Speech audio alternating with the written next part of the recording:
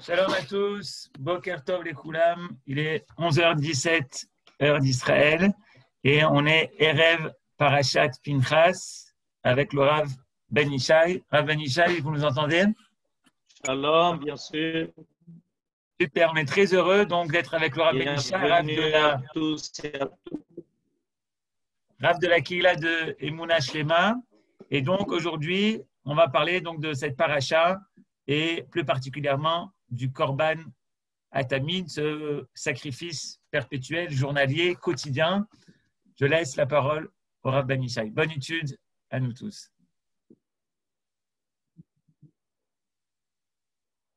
On rejoint en Israël comme en dehors d'Israël.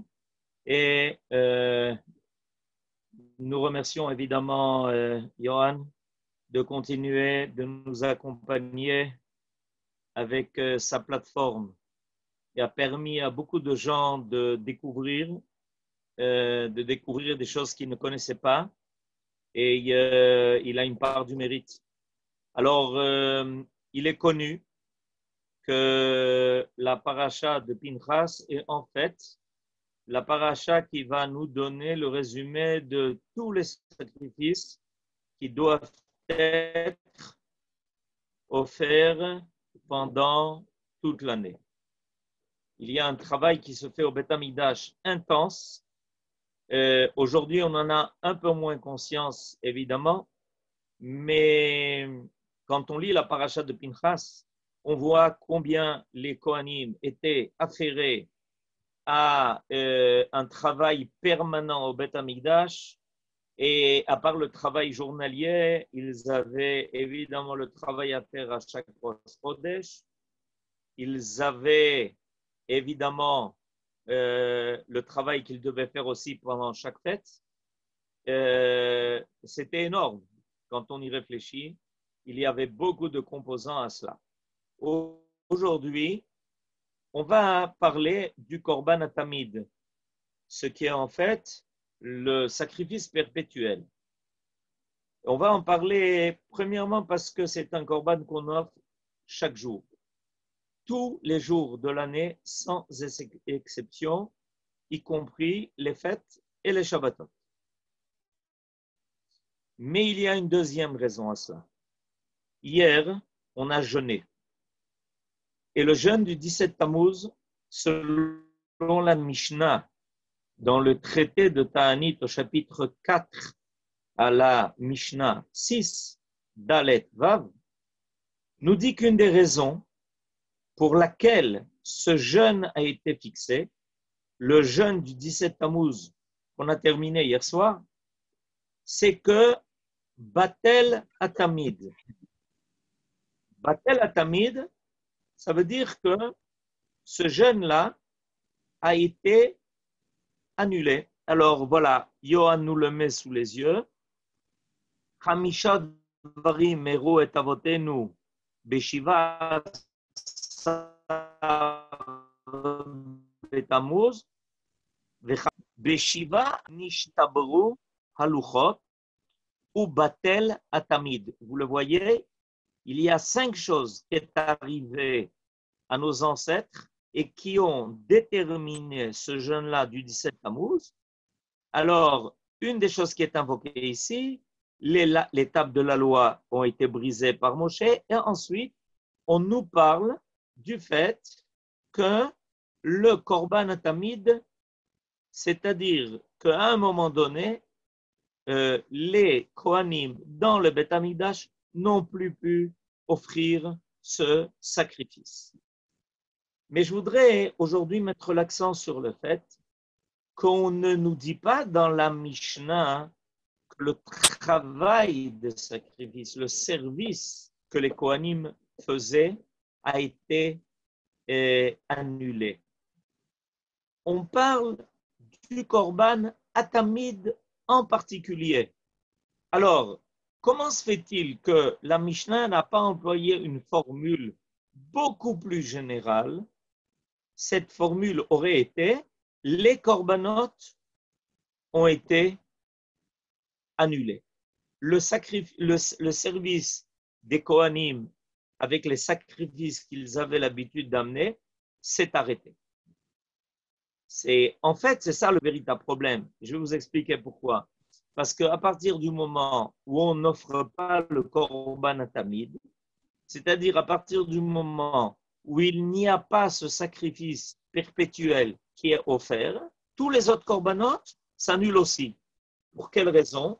Parce que selon la halacha, le korban atamid est le premier sacrifice offert dans la journée et le korban atamid est le dernier sacrifice offert dans la journée et tous les autres sacrifices sont en sandwich entre le korban atamid du boker, olat atamid, olat boker, et entre le sacrifice de la fin de la journée qui s'appelle korban sheben ha'arbaim. Donc, à partir du moment où ce sacrifice-là est annulé, le korban atamid est annulé, en fait, tout le service au Beth Amikdash s'arrête. Mais on remarque que la Mishnah a employé l'expression batel atamid, alors qu'elle aurait pu se servir d'une expression beaucoup plus large, que, en fait, le service des sacrifices au Beth Amikdash s'est arrêté. Alors aujourd'hui, on veut comprendre qu'est-ce qui nous est arrivé. Qu'est-ce qui nous est arrivé au 17 Tammuz? Parce que malheureusement, on vient de commencer maintenant la période des 3 semaines. Et le point de départ de ces 3 semaines, qui ne sont pas des semaines joyeuses, évidemment, on continue à servir Dieu avec joie, mais de façon globale, on doit se concentrer pendant ces 3 semaines-là sur ce qui nous est arrivé pour en faire tchouva et pour réparer les erreurs qui ont été commises. Alors, on va essayer de comprendre qu'est-ce qui s'est passé. Pourquoi insister dans la panoplie des 5 choses qui est arrivée et qui ont engendré le jeûne du 17 Tammuz? Comment se fait-il que figure en bonne place le fait que ce korban n'a plus existé? C'est intéressant. Et il faut essayer de comprendre pourquoi. Alors, je vais maintenant vous laisser avec cette question. Et en fait, on va maintenant aborder une période historique très intéressante. Cette période historique très intéressante, elle est décrite dans le livre de Ezra. On a dans la Bible un livre qui s'appelle Ezra, et aussi un livre qui s'appelle Nehemia. Et dans le livre de Ezra, il nous est raconté quelque chose d'intéressant dans le chapitre 8, dans le verset 35. Et je vais maintenant vous lire ce qui est marqué là-bas dans le livre de Ezra. Voilà. Et Johan vous le présente sur le tableau. Ceux qui, alors, en ivrite, Abaim Miashevi, Bnei Agola, écrivent Olot le Israël, Parim Shnemasar, al Kol Israël, Elim, Tishim, Veshisha, Kevasim, Shivim, Veshiva, Sefire Chatat, Shnemasar, Akol Ola Lashem. Je vous donne la traduction. Ceux qui étaient revenus de la captivité, donc à l'époque de Ezra, on est au début de l'époque du deuxième temple, les anciens exilés offrirent comme holocauste au Dieu d'Israël 12 taureaux à l'intention de tout Israël, 96 béliers, 77 brebis et 12 boucs comme sacrifice expiatoire. Alors, je m'arrête là-dessus, sur Sfireh Khatat. Vous l'avez sous les yeux. C'est 12 boucs expiatoires. La question qui est posée par la Gemara dans le traité de Horayot, mais qu'est-ce qu'ils sont venus expier? Ils viennent de revenir, ils viennent de débarquer, de l'exil de Babylonie. ils sont arrivés en Eretz Israël, voilà, Yohan nous l'a souligné, ils sont arrivés en Eretz Israël, ils ont commencé à reconstruire le temple, ils offrent des sacrifices, on comprend qu'ils amènent des sacrifices de remerciement à Akadosh Baruch Hu, évidemment, de les avoir amenés de l'exil, de pouvoir être revenus sur leur terre et reconstruire le Beth Amikdash, ce qui nous arrivera probablement quand on pourra le faire, etc. Donc, ils amènent des sacrifices qui s'appellent Olot. Olot, c'est Holocauste, évidemment, tout ça en remerciement à Dieu, comme vous l'avez sous les yeux. Mais là, tout d'un coup, apparaît dans tous ces Olot, dans tous ces sacrifices, Korban Khatat. C'est quoi? Alors, la Gemara veut comprendre c'est quoi ce Korban Khatat? C'est quoi ce sacrifice expiatoire? Et la réponse de la Gemara est très surprenante. En fait, ceux qui étaient revenus de l'exil de Babylonie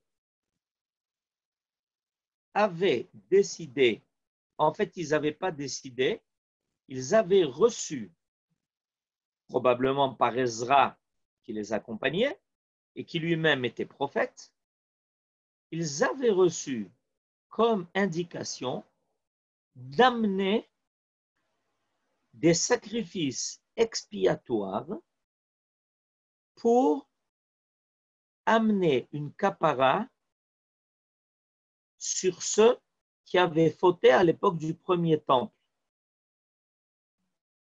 C'est-à-dire que on sait que pendant le premier temple, jusqu'à la fin, au début, ça s'est passé dans les 10 tribus, d'accord? Et ensuite, une fois que les 10 tribus ont été exilées, c'est arrivé aussi dans le royaume de Yehuda, qui est resté en dernier. Le dernier roi s'appelait Tzidkiyahu. Et ils ont senti comme devoir d'amener sur ceux qui avaient fauté à l'époque du premier temple et à cause de leur faute et de l'idolâtrie surtout, nous dit la Gemara, à laquelle ils s'étaient livrés, ceux qui maintenant avaient échappé à l'exil, en revenant, avaient décidé d'amener par Ora'at Sha'a. Ora'at Sha'a, c'est-à-dire quelque chose de très particulier, qui n'est pas selon la halakha habituelle, d'amener des boucs qui seraient offerts pour expier, pour amener la kapara sur la avoda zara, qui avait été faite à l'époque du premier temple. C'est-à-dire, ils ne voulaient pas que les générations qui avaient entraîné la destruction du premier temple et ensuite le départ en exil restent sans kapara. C'est clair? Ok. Maintenant, la Gemara pose une question difficile. Quelle est la question? Mais comment on peut amener des sacrifices pour des gens qui sont déjà morts? En effet, les gens de du premier temple, de cette première époque, ils étaient morts. Et ceux qui avaient fauté étaient morts. Est-ce qu'on peut amener un korban khatat pour quelqu'un qui a fauté, qui n'a pas eu le temps, ou qui n'a pas pensé, ou qui ne savait pas, ou qui n'a pas voulu amener de korban khatat, qui est le korban khatat qui vient les chaper al chet? Est-ce qu'on peut amener un korban khatat après qu'il soit mort? Même s'il avait déjà préparé le korban khatat et qu'il n'avait pas eu le temps de l'amener au Beth Amikdash, ou que les Kohanim n'avaient pas eu encore le temps de l'offrir en sacrifice, on n'a pas le droit de le sacrifier. Ça s'appelle Khatat shemetu be'alea. C'est-à-dire que le korban khatat dont les propriétaires, ceux qui l'avaient consacré, ceux qui l'avaient déterminé pour être le korban qui allait amener une kapara, une expiation de leur faute, s'ils ne sont pas vivants et qu'ils n'amènent pas de leur vivant le korban au Beth Amikdash, on ne peut pas offrir ce korban khatat. Alors, la Gemara dit, mais dans ce cas-là, comment ont-ils pu amener 12 boucs émissaires, 12 boucs qui vont être la kapara, korban khatat, sphiré khatat, de ceux dont ils ont fauté au premier Beth Amikdash, puisqu'ils sont morts. Ils ont fauté, chacun avait fauté dans ce qu'il avait fauté, et on sait que le premier Beth Amikdash a été détruit à cause de 3 fautes extrêmement graves, l'idolâtrie, l'inceste et des crimes. Et voilà que ce qui revient de la Gola, sur les instructions du Navi, sur les instructions de Ezra, offre un korban khatat qui fait partie des sacrifices qu'ils offrent dès que le Beth Amikdash reprend ses services. La réponse est la réponse de Rav Papa. Et je vous la donne dans le texte de la Gemara. Et c'est une réponse qui est extrêmement importante et de laquelle on va apprendre beaucoup de choses. Ki gmire chatat shemetu be'alea bemita, ce que l'on a reçu par tradition, qu'un korban chatat dont les propriétaires sont morts, on n'a pas le droit de la sacrifier, on la laisse mourir d'elle-même. Hanemile beyachid, c'est ce qui concerne l'individu. Avalo betzibur, les fiches en mita betzibur. Alors l'enseignement de Rav Papa est le suivant.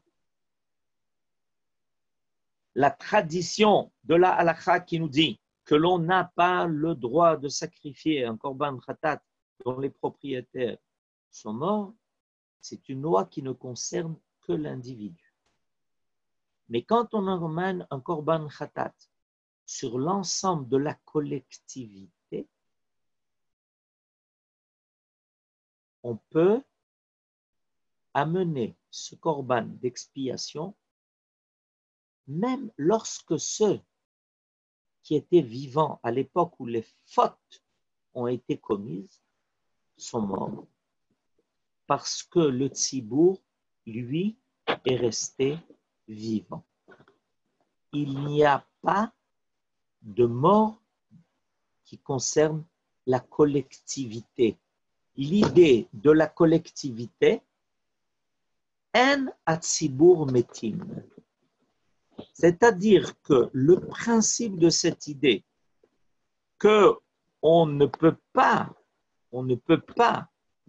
amener de sacrifice, ça ne concerne que l'individu.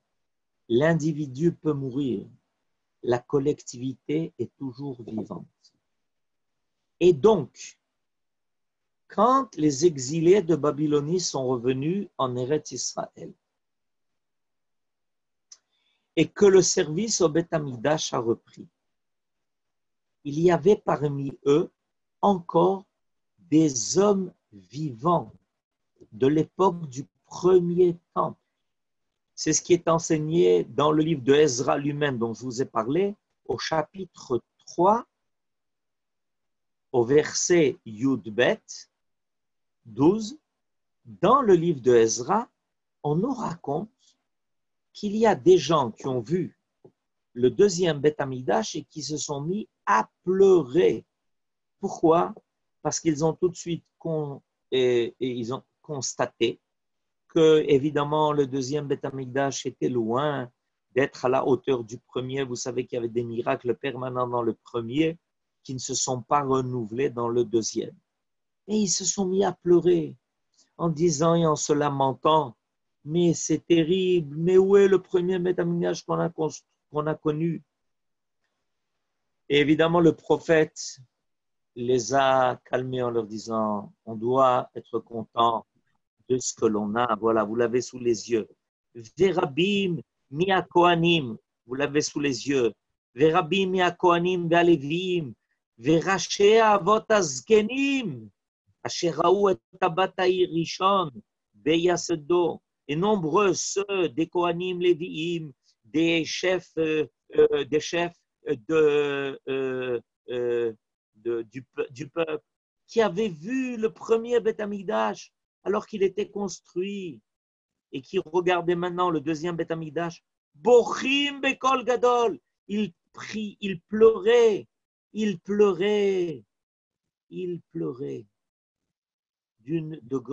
chaudes larmes. Et par contre, ceux qui n'avaient pas connu, Verabim, Bitroa, Besimcha, les Harim Kol. Alors, les pleurs se mélangeaient aux cris de joie. Les cris de joie se mélangeaient aux pleurs, mais il y avait encore des gens qui étaient présents et qui ont donc connu le premier Beth Amikdash et qui ont connu ces fautes-là,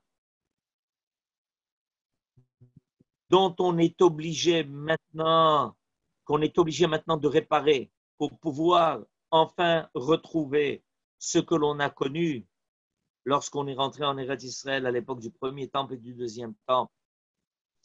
Et alors, Rav Papa nous ferait un grand chidouche dans cette étude. Le grand chidouche de Rav Papa est de nous dire, vous voyez, c'est en tant que collectivité que maintenant le peuple d'Israël va amener la kapara sur la collectivité qui avait fauté. Parce qu'il n'y a jamais de perte, il n'y a jamais de mort qui concerne la collectivité d'Israël. Le peuple d'Israël est éternel. Et on peut passer le flambeau de génération en génération. On peut, d'une génération à l'autre, être et endosser la responsabilité de ce qui a été fait dans les générations précédentes. Et c'est pour ça que ceux qui sont revenus de Babylonie, se sont sentis obligés de amener un korban khatat, un korban de kapara pour effacer les fautes de ces générations du premier Beth Amikdash. Pourquoi? Parce que le peuple d'Israël, dans son sentiment de responsabilité collective, ne pense pas que ce qui s'est passé dans les générations précédentes ne le concerne pas. Le peuple d'Israël sent à chaque génération être impliqué par tout ce qui s'est déjà passé. Et il veut toujours récupérer les fautes même des générations antérieures. Nous en sommes le produit, nous en sommes le résultat. Nous sommes les descendants. Nous portons en nous la responsabilité. Nous sommes exactement, le Kaal est toujours Kadosh, et c'est pour ça que quand on dit Kaal Kadosh, d'où on sait que le Kaal est Kadosh, parce que le Kaal n'est jamais atteint par la mort. La mort n'a pas de prise sur la collectivité d'Israël. Ça, c'est dans un premier temps. À la fin des temps, même les individus de cette collectivité ne connaîtront plus la mort. Pour le moment, c'est quelque chose qui se vérifie au niveau du peuple. C'est quelque chose qui se vérifie au niveau de l'ensemble d'Israël. Et on l'apprend par cette halakha extraordinaire que l'on voit maintenant, où les gens revenus de Babylonie disent « Amenons une kapara, sur ce qui a été fait pendant le premier temple. Amenons cette capara.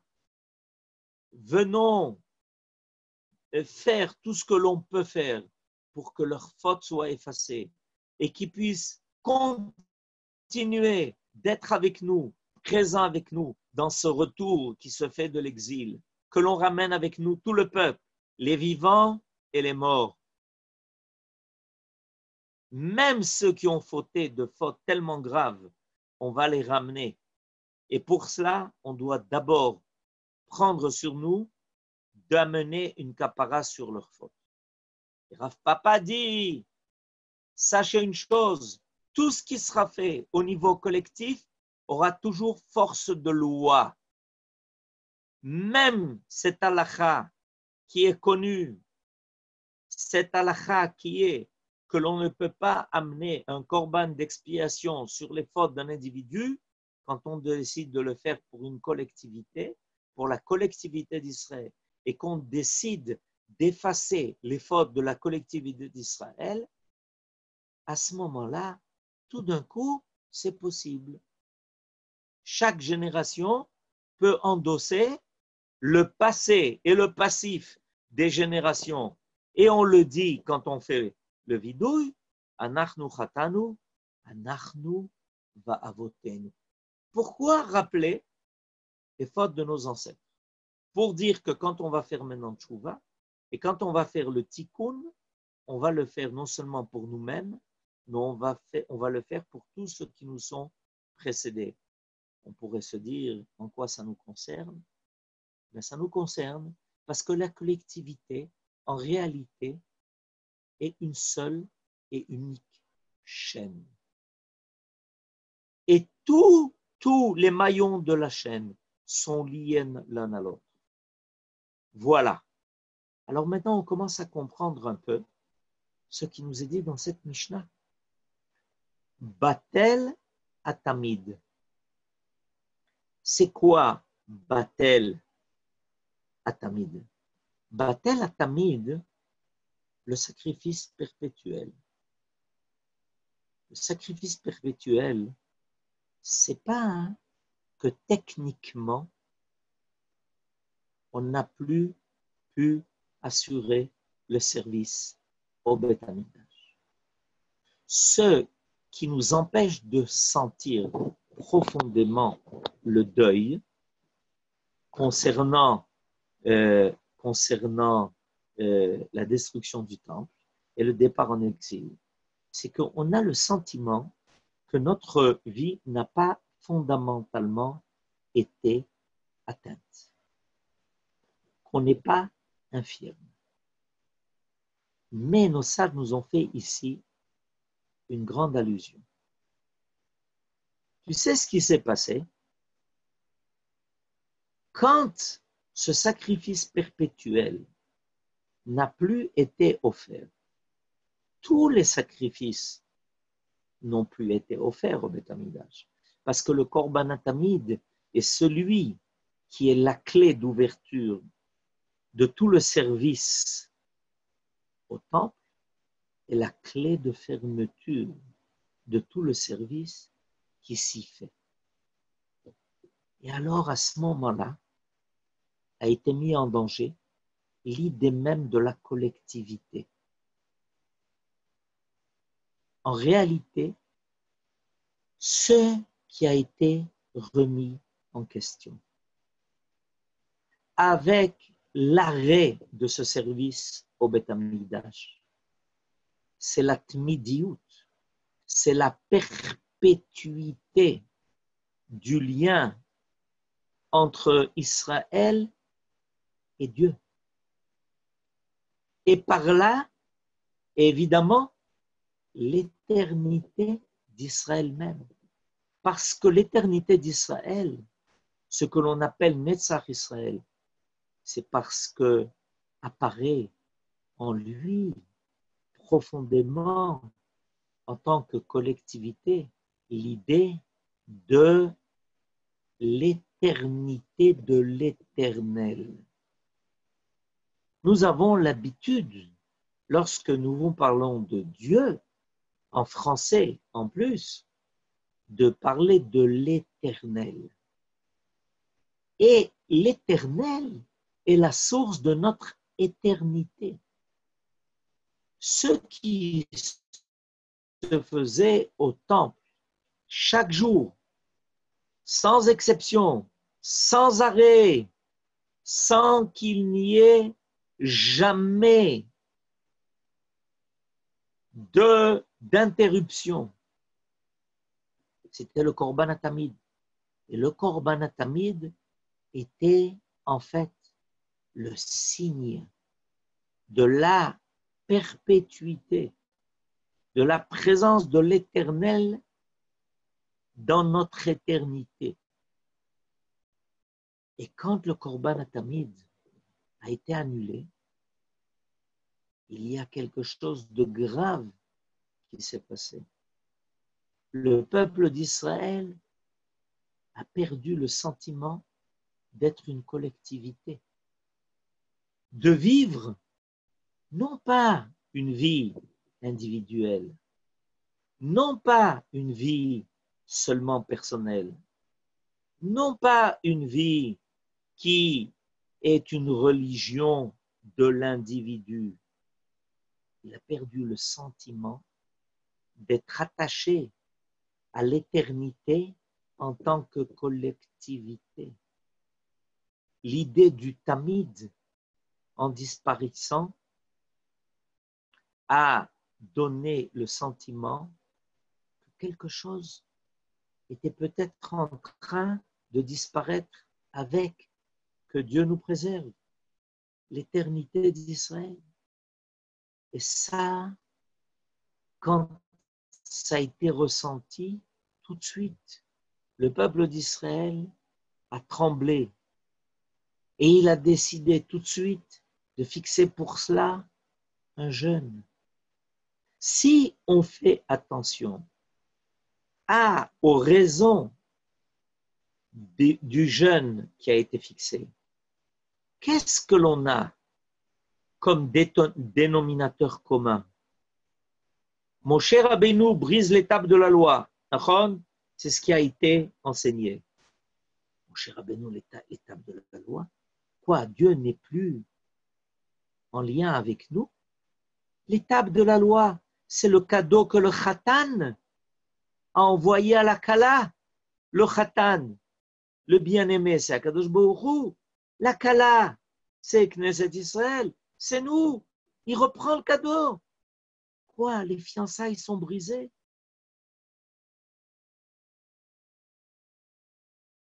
La fiancée se met à pleurer. Quoi, Akadosh Baruch Hu ne veut plus de notre service perpétuel au temple. Il n'y a plus de Korban HaTamid. C'est-à-dire qu'on n'a plus ce lien permanent avec Dieu. Chacun va se disperser.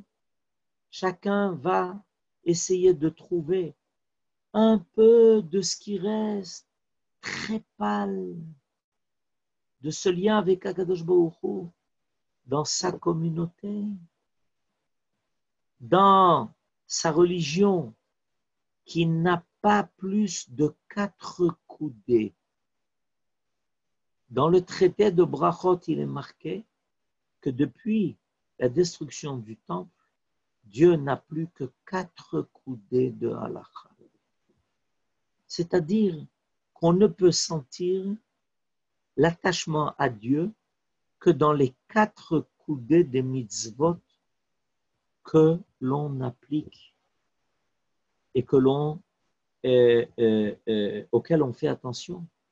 Dès qu'on sort de ces 4 coudées, on se retrouve dans un monde qui nous est étranger, qui n'a rien à voir avec la divinité. Mais c'est terrible, c'est horrible. Chacun pour soi et Dieu pour tous. La catastrophe. L'individualisme, l'individualité,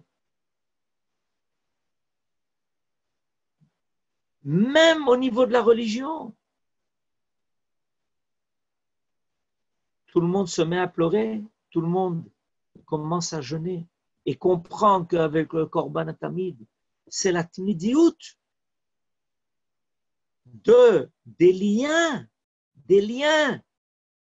qui nous joignaient l'un à l'autre en tant que collectivité, que Dieu n'est plus présent. Alors on essaye de trouver le minyan pour avoir un peu ce parfum de collectivité. Mais en réalité, Akadosh Baruch Hu, il veut se révéler à notre niveau en tant que peuple. Il veut éclairer le monde de la lumière d'Israël, de l'ensemble de la collectivité. Il veut être là, présent avec nous sur la terre. Il veut être présent avec nous dans le temple. Il veut que l'on reçoive des délégations du monde entier, qu'on les guide vers la vérité, la droiture, la morale. Et ça, on n'a plus été capable de le faire. Boutal, Tamid. Voilà la raison du 17 Tammuz, nous enseignent les sages. Et ça a été dit à propos du deuxième temple, Batel Atamid. Pas du premier, du deuxième.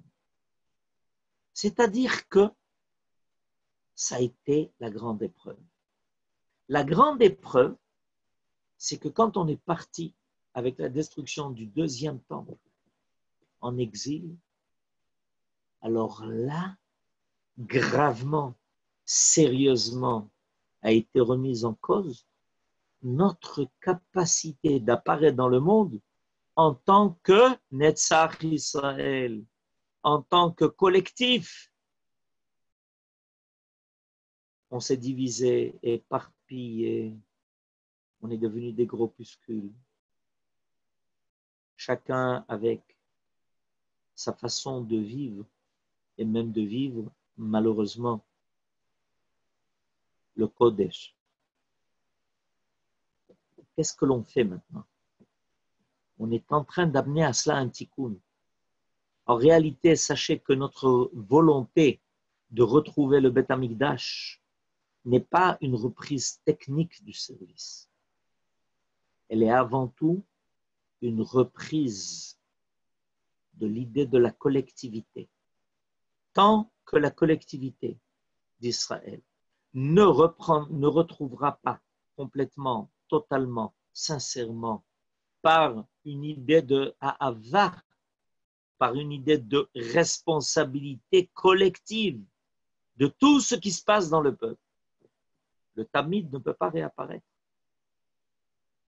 Parce que le Tamid est en réalité l'apparition de l'idée de la collectivité.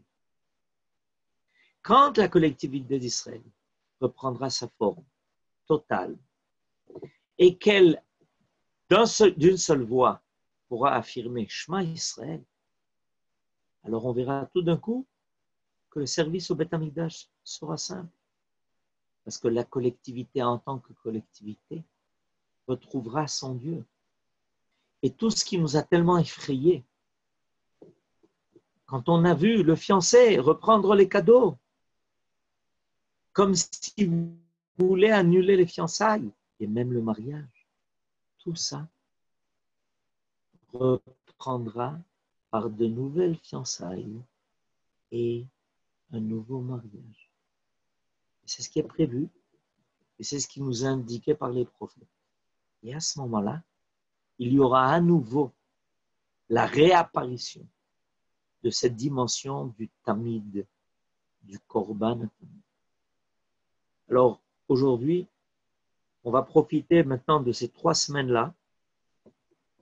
Du 18 Tammuz, on est aujourd'hui. Aujourd'hui, on est le 18 Tammuz. Le 18 Tammuz, c'est le jour où Moshe Rabbeinu est remonté au Sinaï après avoir brisé l'étape de la loi le 17.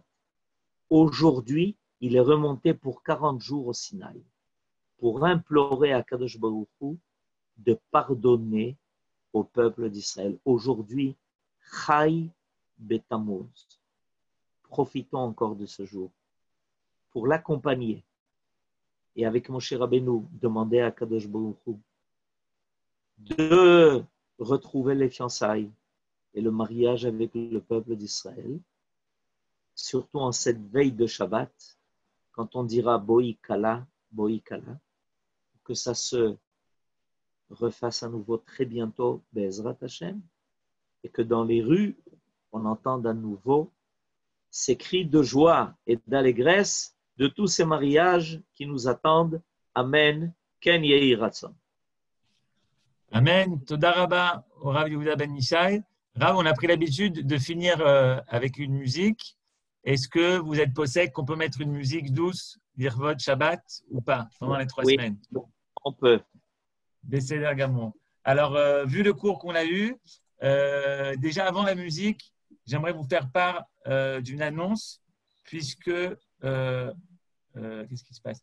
Puisque on va avoir un événement dimanche qui est lié un petit peu à ça, puisqu'on a parlé du klal, de revenir vers Israël, de refaire à nouveau un peuple. Alors voilà, dimanche soir, il y a une cérémonie en direct du Mont Herzl, vous pouvez voir maintenant,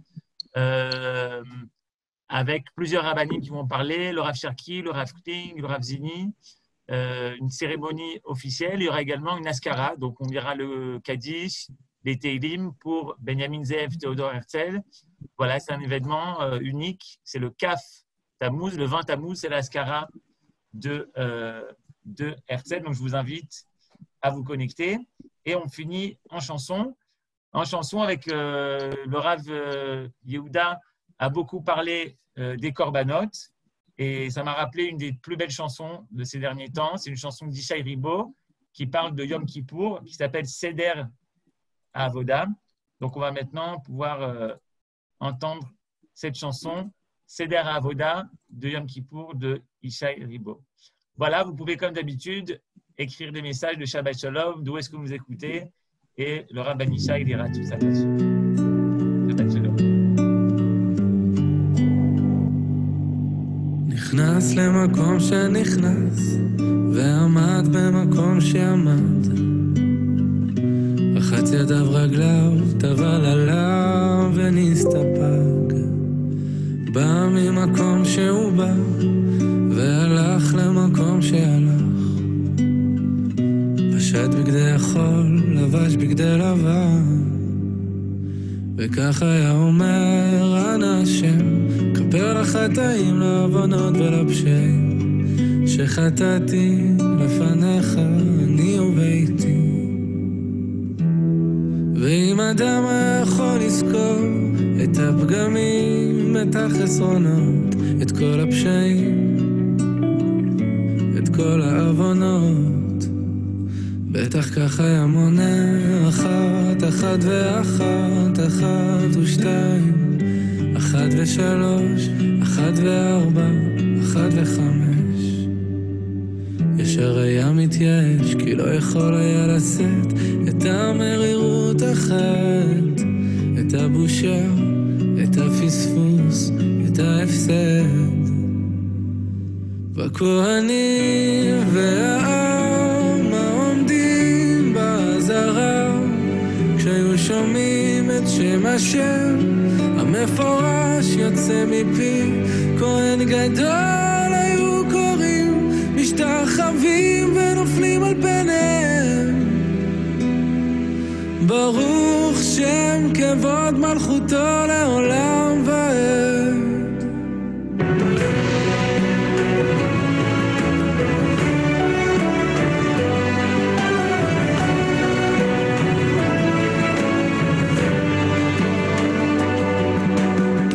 למקום שפסע פניו לקודש אחוריו להיכל ללא רבב היו שווים פיו ומעשיו בא ממקום שהוא בא והלך למקום שהלך פשט בגדי לבן לבש בגדי זהב וכך היה אומר אנא השם כפר לחטאים לעוונות ולפשעים שחטאתי לפניך אני וביתי ואם אדם יכול לזכור את החסדים, את הטובות, את כל הרחמים, את כל הישועות, בטח ככה היה מונה אחת, אחת ואחת, אחת ושתיים, אחת מאלף, אלפי אלפים, ברוב ורבבות, ניסים נפלאות שעשית עמנו, ימים ולילות, והכהנים והעם העומדים בעזרה, כשהיו שומעים את שם השם המפורש יוצא מפי, כהן גדול היו קוראים, משתחווים ונופלים על פניהם. ברוך שם כבוד מלכותו לעולם ועד.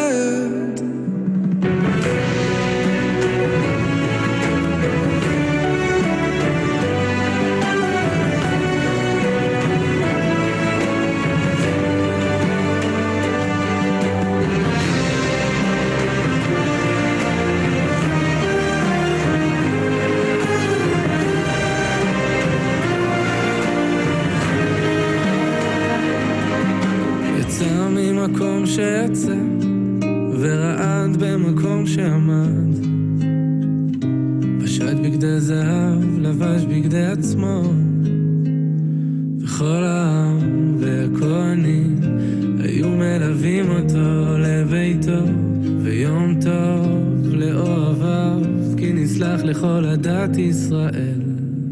אשרי העם שככה לו, אשרי העם שהשם אשרי העם שככה לו, אשרי העם שהשם אלוקיו, אשרי העם כאוהל הנמתח בדרם הים הרב שואל, כברקים היוצאים מזיו החיות מראה שואל, דמות הקשת בתוך הענן מראה שואל, כחסד הניתן רק בני חטא